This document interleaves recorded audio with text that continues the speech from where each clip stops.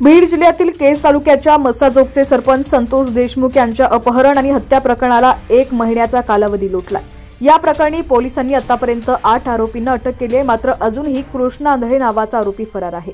पोलिसांनी 8 आरोपींना अटक केली असली तरी संतोष देशमुख यांची हत्या कुणाच्या सांगण्यावरून केली, या संपूर्ण घटनेचा मास्टरमाइंड कोण आहे हे अद्याप समोर आलेलं नाहीये।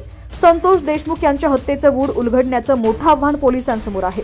या प्रकरणी सीआयडीने वाल्मिक कराडवर मोठी कारवाई केली आहे। सीआयडीने वाल्मिक कराडचे 3 मोबाईल फोन जप्त केले।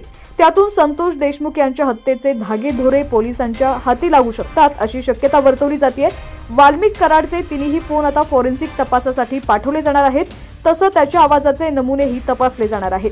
सीआयडीने ही सगळी कारवाई 2 कोटींच्या खंडणी प्रकरणात केली आहे। सीआयडीने वाल्मिक कराडचे 3 मोबाईल जप्त केले, मात्र अद्याप विष्णू चाटेचा मोबाईल तपास पथकाला मिळालेला नाहीये। त्यामुळे विष्णू चाटेच्या घराची झडती घेऊन सर्च मोहीम राबवण्यात येणार आहे। विष्णू चाटे आणि वाल्मिक कराड यांच्या आवाजाचे नमुने तपासले जात आहेत।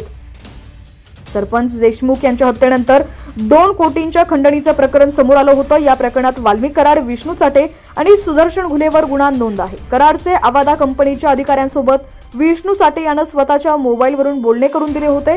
चाटेचा मोबाईल अद्यापही सीआयडीला मिळालेला नाहीये, तर कराडने आपले 3 मोबाईल सीआयडीकडे सोपवलेले आहेत।